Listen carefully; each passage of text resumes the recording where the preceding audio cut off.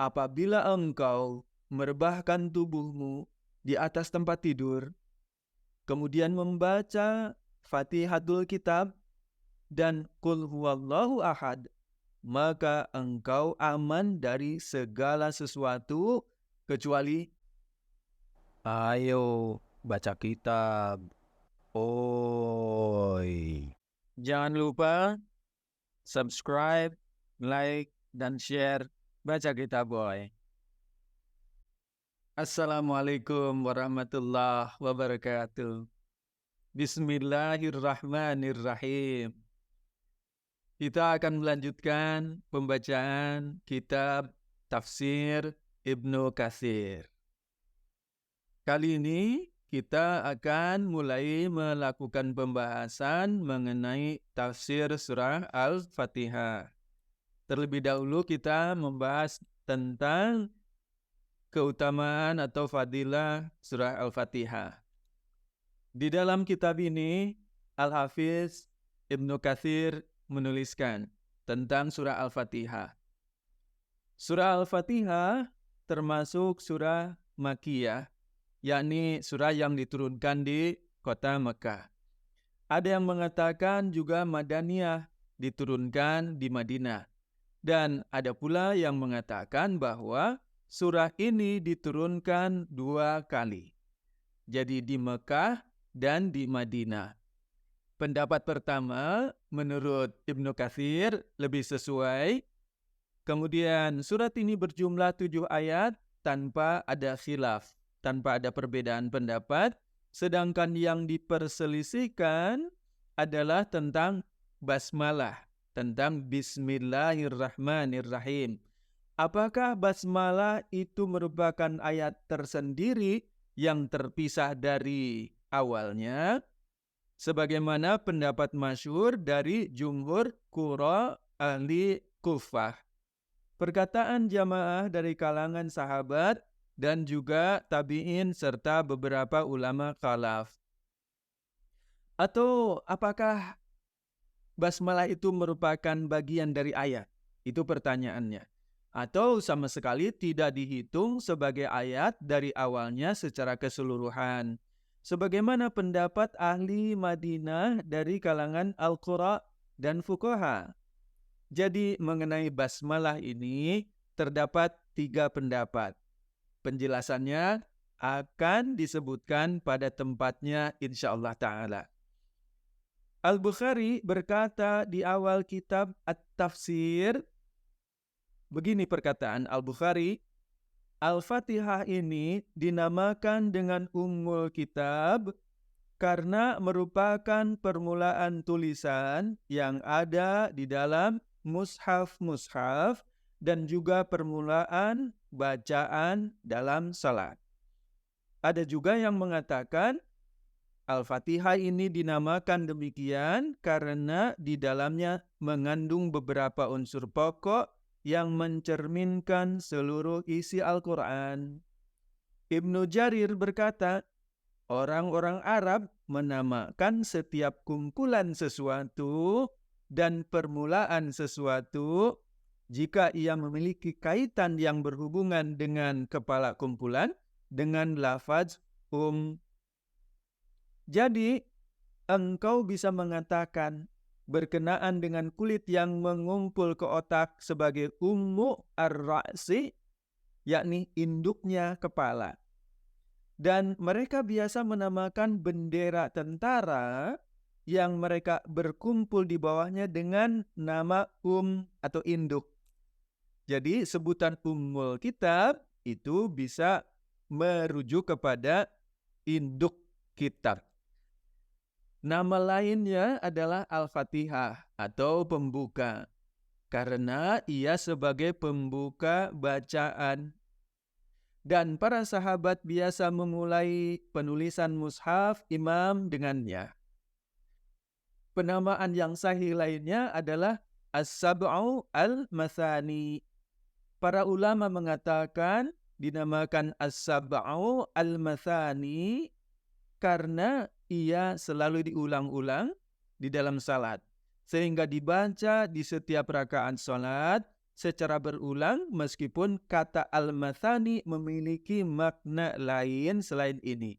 Sebagaimana akan diterangkan pada waktunya insyaallah. Imam Ahmad meriwayatkan dari Abu Hurairah dari Nabi SAW bahwa beliau bersabda mengenai Ummul Quran. Demikian Rasulullah SAW bersabda, dia adalah Ummul Al-Quran, As-Sab'u Al-Masani, dan Al-Quran Al-Azim. Ibnu Jarir meriwayatkan itu pula semisalnya. Al-Hafiz Abu Bakar Ahmad bin Mardawai dari Abu Hurairah berkata, Rasulullah Shallallahu Alaihi Wasallam bersabda, Alhamdulillahi Rabbil Alamin adalah 7 ayat. Bismillahirrahmanirrahim termasuk salah satu darinya.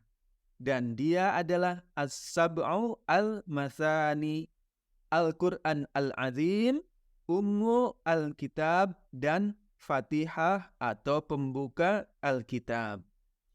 Ad-Daraqutni meriwayatkannya pula dari Abu Hurairah secara marfu' semisalnya dan berkata, semuanya thiqah, artinya bisa dipercaya. Kemudian Al-Baihaqi meriwayatkannya dari Ali, Ibnu Abbas, dan Abu Hurairah bahwa mereka telah menafsirkan firman Allah Ta'ala sab'am minal mathani, 7 ayat yang dibaca berulang-ulang. Quran Surat Al-Hijr ayat 87. Ayat ini merujuk kepada Al-Fatihah, sedangkan basmalah merupakan ayat yang ke-7 darinya. Jadi basmalah itu merupakan bagian dari surah Al-Fatihah. Keutamaan surah Al-Fatihah. Imam Ahmad meriwayatkan dari Abu Sa'id bin Al-Mu'alla radhiyallahu anhu, beliau berkata, ketika saya sedang melaksanakan sholat, Rasulullah Shallallahu Alaihi Wasallam memanggil saya. Maka saya tidak menjawabnya hingga selesai sholat. Setelah itu, barulah saya menemui beliau. Beliau kemudian berkata, apa yang menahanmu dari mendatangiku? Ia mengatakan, saya pun menjawab, wahai Rasulullah, waktu itu saya sedang sholat. Nabi SAW bersabda, bukankah Allah Ta'ala telah berfirman, ya ayyuhalladzina amanu stajibu lillahi walir rasuli idza da'akum lima yuhyikum.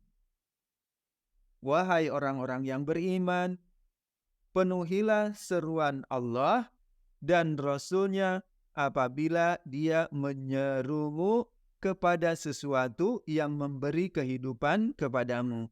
Quran Surah Al-Anfal ayat 24. Kemudian berkata, sungguh aku akan memberitahukan kepadamu surat yang paling agung di dalam Al-Quran sebelum engkau keluar dari masjid. Demikian Rasulullah SAW bersabda. Lalu Abu Sa'id melanjutkan, maka beliau SAW memegang tangan saya, dan ketika beliau hendak keluar dari masjid, saya pun berkata, wahai Rasulullah, sesungguhnya engkau telah mengatakan, sungguh aku akan memberitahukan kepadamu surat paling agung di dalam Al-Quran. Beliau SAW bersabda, benar, Alhamdulillahi Rabbil Alamin, ia adalah As-Sab'u Al-Mathani dan Al-Quran Al-Azim yang telah diberikan kepadaku. Diriwayatkan pula oleh Al-Bukhari, Abu Daud, An-Nasai, dan Ibnu Majah. Kemudian Al-Waqidi meriwayatkannya pula dari Abu Sa'id bin Al-Mu'alla, dari Ubay bin Ka'ab, dan menyebutkan yang semisal dari itu. Di dalam kitab Al-Muwatta karya Imam Malik bin Anas telah disebutkan masalah yang perlu diperhatikan. Bahwasanya Malik meriwayatkan dari Al-Ala bin Abdurrahman bin Ya'qub Al-Khurazi bahwa aku, Said Maula Ibnu Amir bin Quraish, telah mengabarkan kepada mereka bahwasanya Rasulullah Shallallahu Alaihi Wasallam pernah memanggil Ubay bin Ka'ab sementara ia sedang menjalankan salat. Setelah selesai melaksanakan salat, ia pun bergegas menemui beliau. Ia berkata, maka Nabi Shallallahu Alaihi Wasallam meletakkan tangannya di atas tanganku saat hendak keluar dari masjid. Beliau bersabda, sungguh aku berharap agar engkau tidak keluar dari masjid ini hingga mengetahui satu surat yang tidak diturunkan di dalam kitab Taurat, di dalam Injil, dan tidak pula di dalam Al-Furqan, surat lain yang semisal dengannya.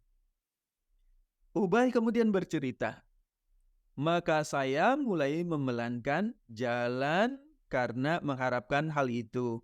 Lalu berkata, wahai Rasulullah, mana surat yang telah engkau janjikan itu? Nabi Shallallahu Alaihi Wasallam bersabda, apa yang engkau baca ketika membuka solat? Ubay menjawab, saya membaca Alhamdulillahirabbil alamin hingga selesai ya Rasulullah. Maka Rasulullah Shallallahu Alaihi Wasallam bersabda, itulah suratnya. Ia adalah As-Sab'u Al-Mathani dan Al-Quran Al-Azim yang telah diberikan kepada aku. Abu Sa'id yang ada di dalam hadis ini bukanlah Abu Sa'id bin Al-Mu'alla sebagaimana diyakini oleh Ibnu Al-Athir dalam Jami' Al-Usul. Karena Ibnu Al-Mu'alla adalah seorang sahabat dari kalangan Ansar, sedangkan dalam hadis ini adalah seorang tabi'in dari Maula Khuza'ah. Hadis di atas muttasil sahih. Sementara yang ini zahir hadis disebut munqati, sedangkan Abu Sa'id ini tidak mendengar langsung dari Ubay bin Ka'ab. Namun jika ia telah mendengarnya, maka ini sesuai dengan syarat dari Imam Muslim. Wallahu a'lam. Sementara itu, ia telah meriwayatkan dari Ubay bin Ka'ab dengan sisi yang berbeda. Sebagaimana diriwayatkan Imam Ahmad dari Abu Hurairah berkata, Rasulullah Shallallahu Alaihi Wasallam keluar menuju Ubay bin Ka'ab. Saat itu Ubay sedang sholat. Nabi berseru, wahai Ubay. Ubay pun melihat Nabi namun tidak menjawabnya. Kemudian meneruskan sholatnya dan meringankan atau memendekkan bacaannya. Setelah itu berlalu menuju Rasulullah Sallallahu Alaihi Wasallam dan berucap, Assalamualaikum ya Rasulullah. Beliau menjawab, Wa'alaika. Apa yang menghalangimu untuk mendatangiku, wahai Ubay, ketika aku memanggilmu?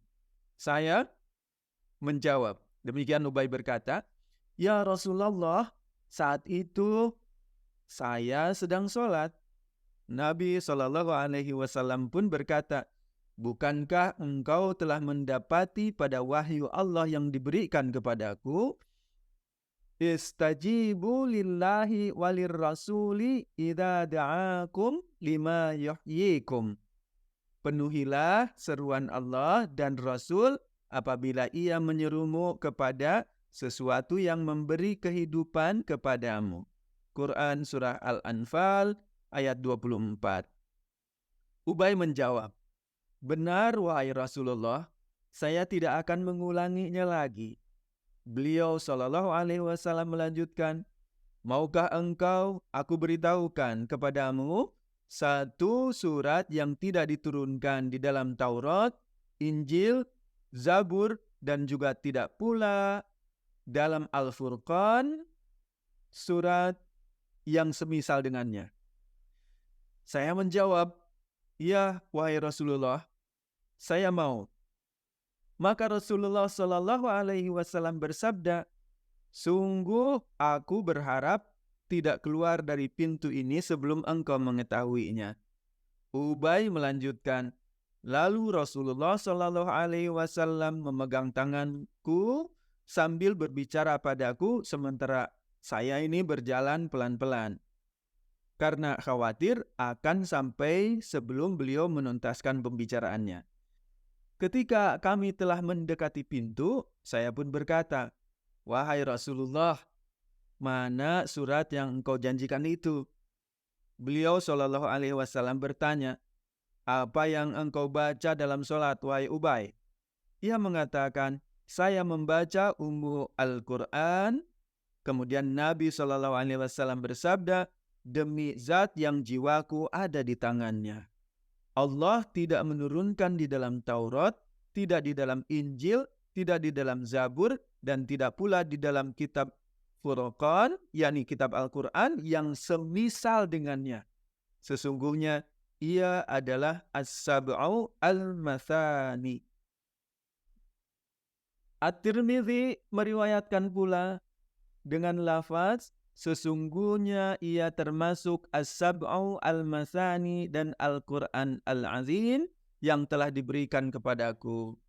Kemudian At-Tirmidzi mengatakan ini adalah hadis hasan sahih. Masih berkenaan dengan bab ini, dari Anas bin Malik dan diriwayatkan juga oleh Abdullah bin Ahmad, dari Abu Hurairah, dari Ubay bin Ka'ab. Selanjutnya disebutkan hadis secara panjang lebar semisalnya atau mendekatinya. Dan telah diriwayatkan pula oleh At-Tirmidzi dan An-Nasai dari Abu Hurairah, dari Ubay bin Ka'ab berkata, Rasulullah Shallallahu Alaihi Wasallam bersabda, Allah tidak menurunkan di dalam Taurat, tidak pula di dalam Injil, seperti Al-Quran, dan ia adalah As-Sab'u Al-Masani, dan Allah berfirman, dia terbagi antaraku dengan hambaku.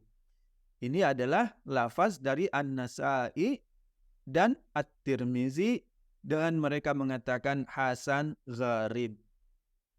Kemudian Imam Ahmad meriwayatkan dari Ibnu Jabir, ia berkata, saya pergi menemui Rasulullah Shallallahu Alaihi Wasallam, sedangkan beliau telah membuang hajat. Lalu saya berucap, Assalamualaikum ya Rasulullah. Namun beliau tidak menjawab salam saya. Ibnu Jabir berkata, saya kembali berucap, Assalamualaikum ya Rasulullah. Namun beliau juga tidak menjawab salam saya lagi. Lalu Ibnu Jarir melanjutkan, saya pun mengulanginya, Assalamualaikum ya Rasulullah. Lagi-lagi beliau tidak menjawab salam saya.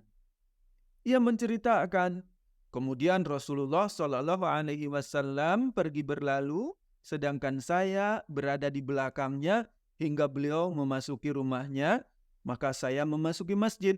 Kemudian saya duduk dengan hati yang gelisah dan sedih. Setelah itu Rasulullah Shallallahu Alaihi Wasallam keluar menemui saya dalam keadaan telah bersuci. Lalu beliau mengucapkan, Alaikassalam warahmatullah, Waalaikumsalam warahmatullah, Waalaikumsalam warahmatullah. Selanjutnya, beliau Shallallahu Alaihi Wasallam bersabda, maukah aku kabarkan kepadamu tentang sebaik-baik surat di dalam Al-Quran, wahai Abdullah bin Jabir? Saya pun menjawab, tentu wahai Rasulullah. Beliau Shallallahu Alaihi Wasallam bersabda, bacalah Alhamdulillahi Rabbil Alamin sampai selesai. Maksudnya Al-Fatihah sampai ayat terakhirnya. Isnad hadis ini jayyid, artinya bagus. Abdullah bin Jabir yang ada di dalam hadis ini adalah seorang sahabat. Ibnu Al-Jauzi menyebutkan bahwa dia adalah Al-Abdi, wallahu a'lam.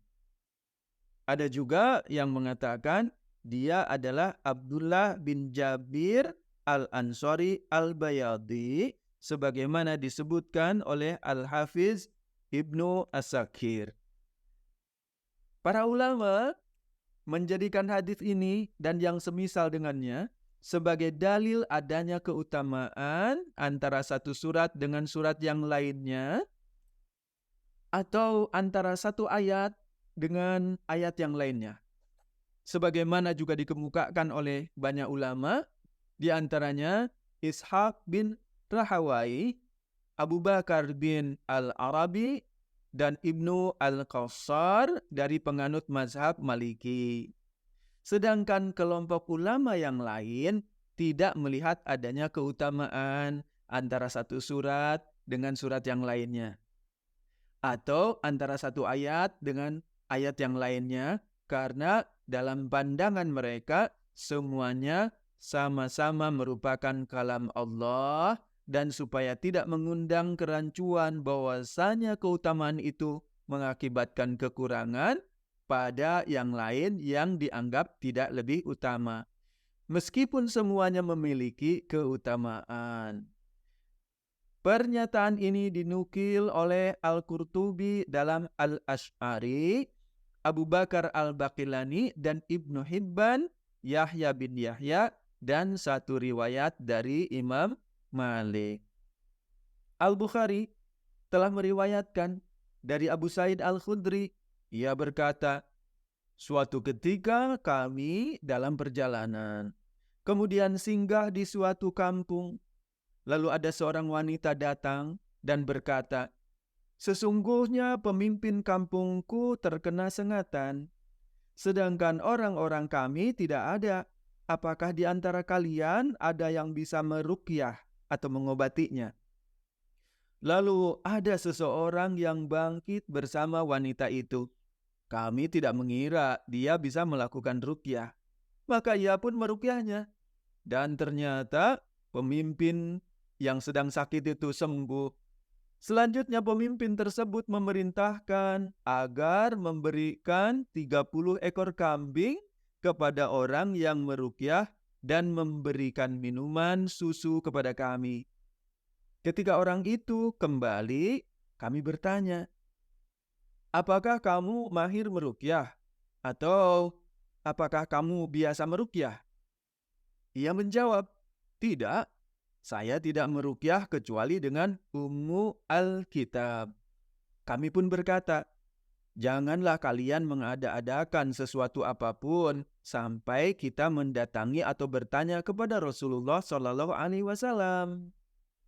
Ketika kami sampai di Madinah, maka kami menyampaikan hal tersebut kepada Rasulullah SAW, dan beliau pun bersabda, dari mana ia mengetahui kalau itu ruqyah?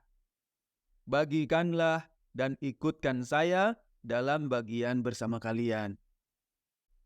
Muslim juga meriwayatkannya, demikian pula Abu Daud dan sebagian riwayat-riwayat Muslim berkenaan dengan hadis ini, bahwa Abu Sa'id itulah yang meruqyah orang yang terkena sengatan. Mereka menamakan orang yang terkena sengatan itu dengan Salim sebagai bentuk ungkapan optimis. Kemudian Muslim meriwayatkan dalam sahihnya dan An-Nasai dalam sunannya. Dari Ibnu Abbas ia berkata, pada saat Rasulullah SAW bersama Jibril, tiba-tiba beliau mendengar suara seperti pintu yang dibuka. Maka Jibril menengadahkan pandangannya ke atas langit, lalu berkata, pintu ini telah dibuka dari langit yang tidak pernah dibuka sebelumnya. Perawi mengatakan, lalu ada malaikat yang turun dan mendatangi Nabi SAW seraya berkata, saya memberikan kabar gembira berupa 2 cahaya. Engkau telah diberikan keduanya dan tidak pernah diberikan kepada seorang nabi pun sebelum engkau. Yaitu, satu adalah pembuka kitab, yakni Al-Fatihah, dan yang kedua adalah penghujung surah Al-Baqarah. Sekali-kali engkau tidak membaca satu huruf darinya, kecuali engkau akan diberikan, yakni diberikan pengkabulan atas doa-doa darinya. Lafaz ini milik An-Nasa'i. Dan Muslim meriwayatkan dari Abu Hurairah, dari Nabi sallallahu alaihi wasallam, "Man shalla salatan lam yaqra fiha bi ummil Qur'ani fahiya hidajun salasan ghairu tamamin."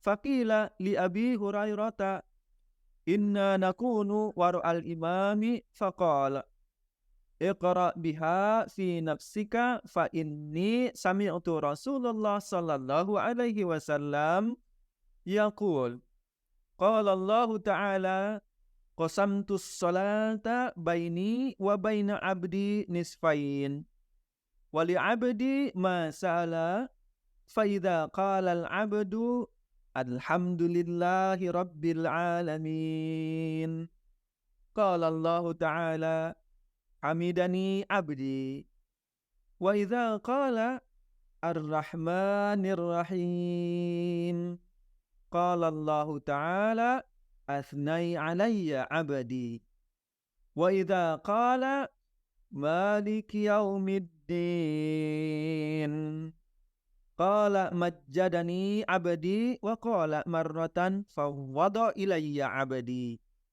fa idza qala iyyaka na'budu wa iyyaka nasta'in,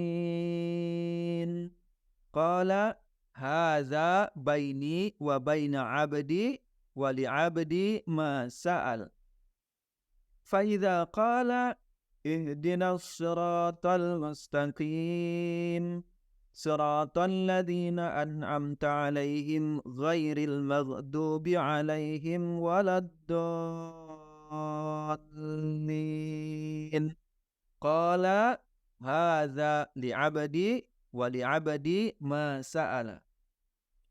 Sabda Rasulullah sallallahu alaihi wasallam, barang siapa melakukan sholat dengan tidak membaca ummul kitab, maka dia khidaj, disebutkannya 3 kali. Khidaj artinya tidak sempurna. Kemudian Abu Hurairah ditanya, sesungguhnya kami sholat di belakang imam.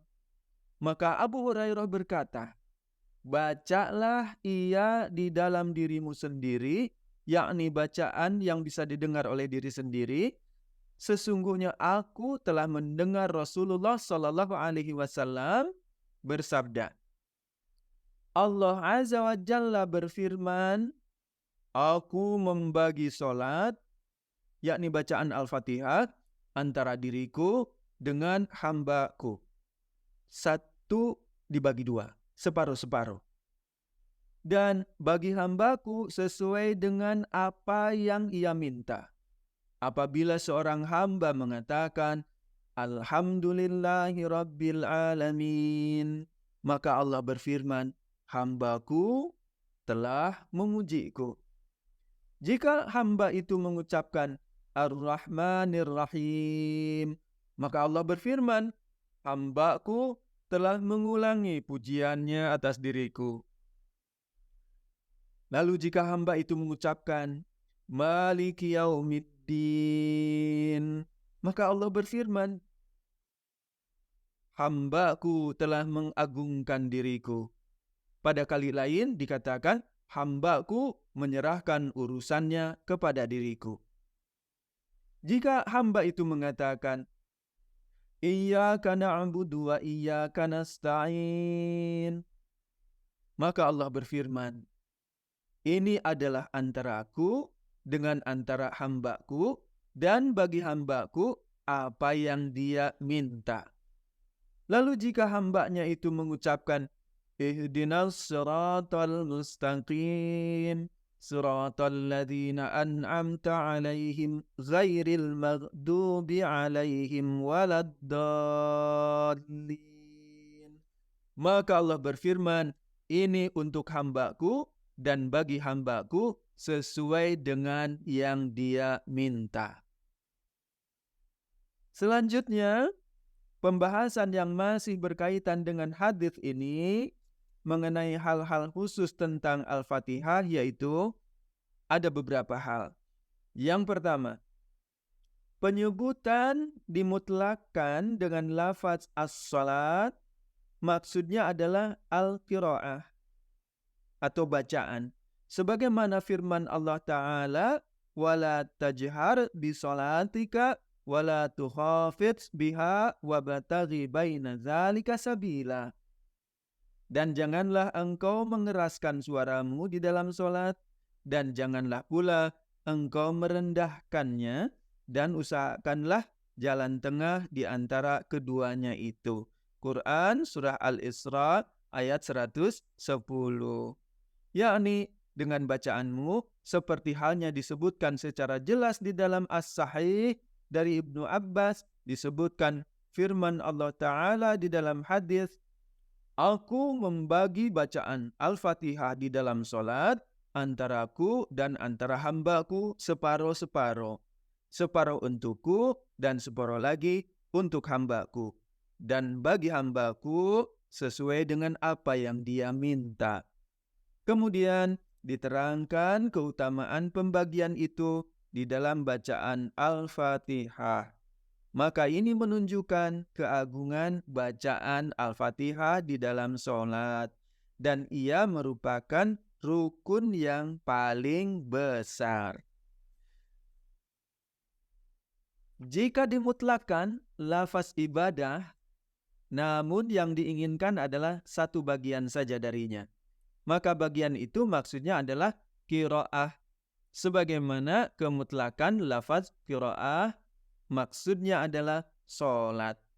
Allah Ta'ala berfirman, wa Qur'anal fajr, inna Qur'anal fajri kana masyhuda.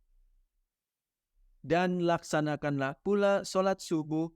Sungguh sholat subuh itu disaksikan oleh malaikat. Quran Surat Al-Isra ayat 78. Qur'anul Fajr dalam ayat ini maksudnya adalah salat fajar.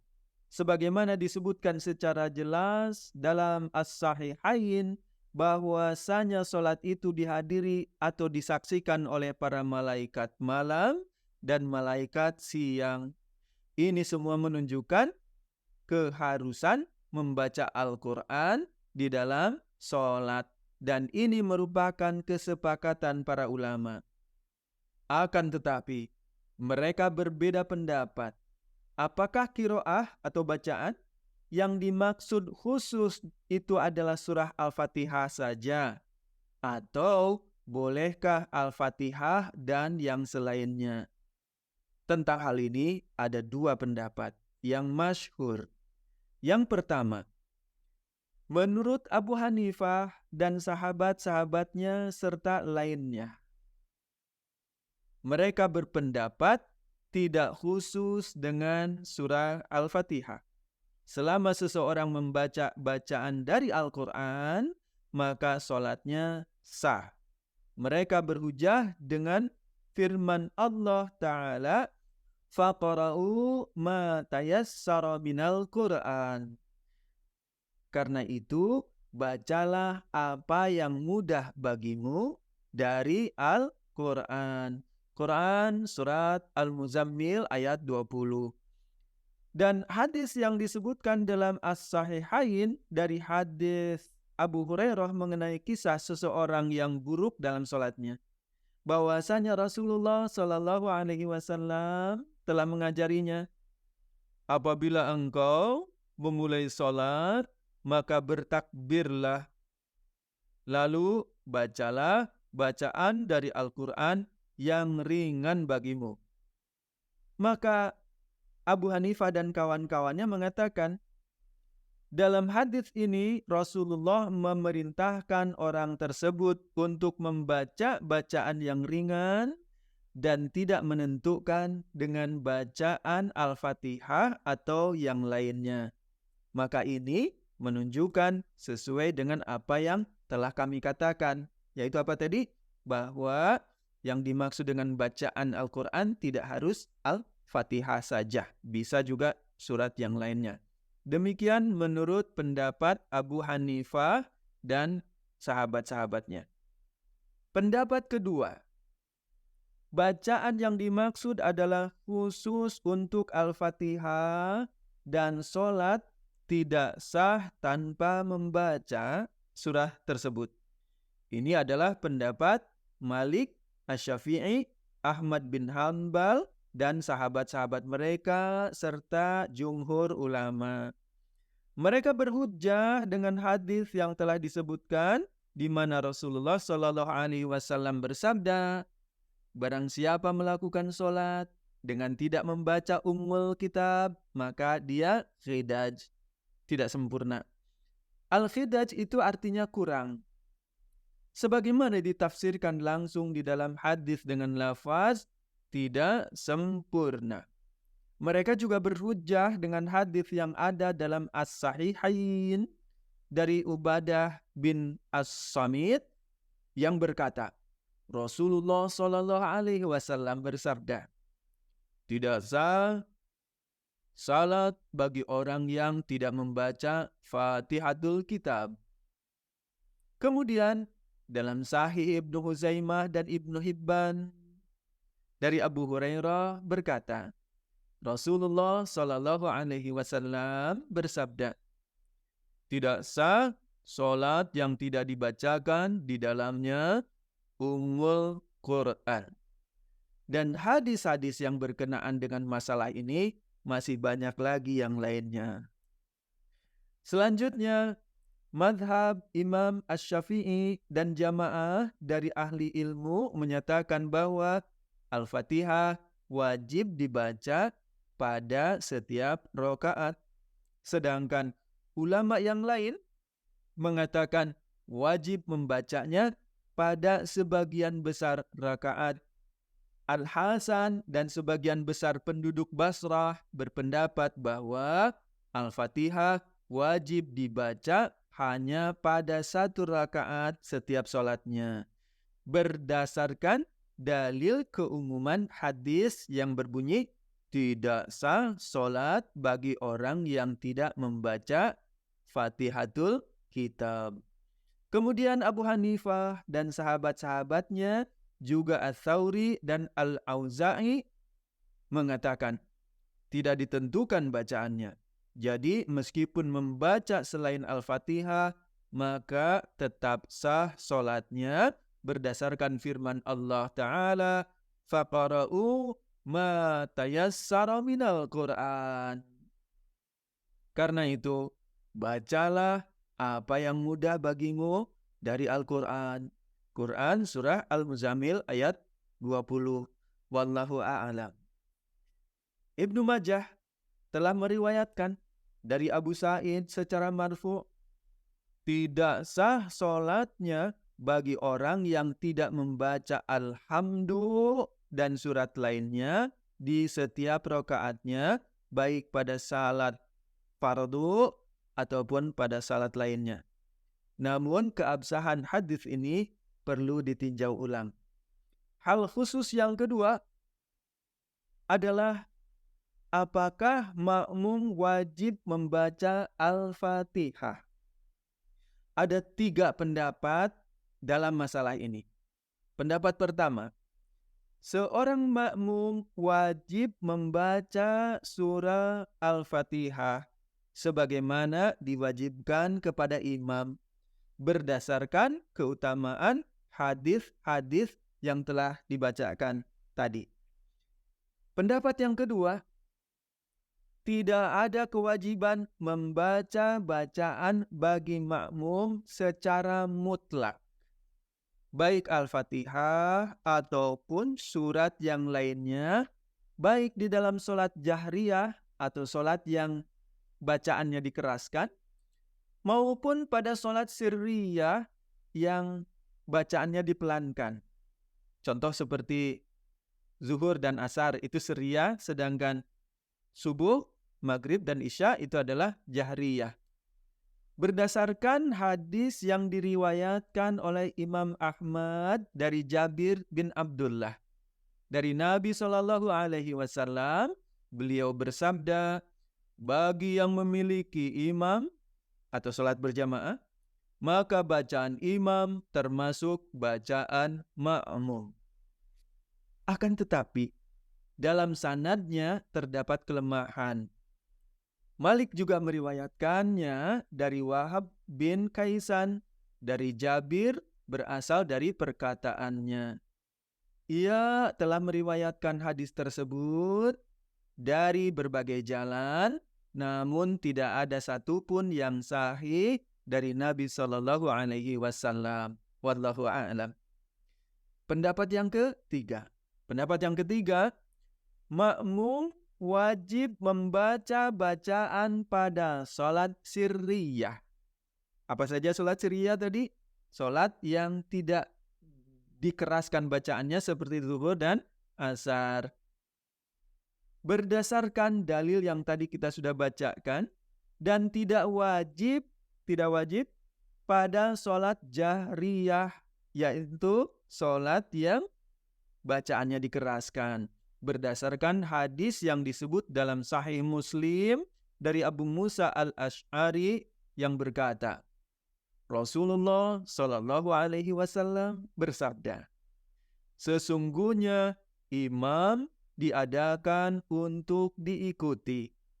Jika ia bertakbir, maka bertakbirlah kalian.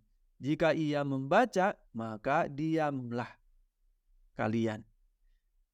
Hingga akhir hadis. Kemudian Abu Daud, At-Tirmidzi, An-Nasai dan Ibnu Majah meriwayatkan juga dari Abu Hurairah dari Nabi Shallallahu Alaihi Wasallam bahwa beliau bersabda, apabila ia atau imam membaca, maka diamlah kalian. Hadis ini disahihkan pula oleh Muslim bin Al-Hajjaj, sehingga dua hadis ini menjadi dalil atas kebenaran pendapat yang ketiga. Ini juga termasuk pendapat terdahulu atau qaul qadim dari Asy-Syafi'i dan satu riwayat dari Imam Ahmad. Apa tadi pendapat ketiga? Jadi untuk sholat yang mengikuti imam pada waktu sholat jahriyah, kita tidak wajib membaca Al-Fatihah. Sedangkan pada sholat sirriyah, di mana imam membaca doanya, bacaannya pelan, kita wajib membaca Al-Fatihah. Al-Hafiz Abu Bakar Al-Basar meriwayatkan dari Anas. Ia berkata, Rasulullah Shallallahu Alaihi Wasallam bersabda, apabila engkau merebahkan tubuhmu di atas tempat tidur, kemudian membaca Fatihatul Kitab dan Qul Huwallahu Ahad, maka engkau aman dari segala sesuatu kecuali mati. Demikian, itu menunjukkan betapa besarnya fadilah atau keutamaan surah Al-Fatihah. InsyaAllah kita lanjutkan lagi pembahasan kitab selanjutnya pada kesempatan yang akan datang. Assalamualaikum warahmatullahi wabarakatuh. Ayo baca kitab. Oi. Jangan lupa subscribe, like, dan share Baca Kitab Boy.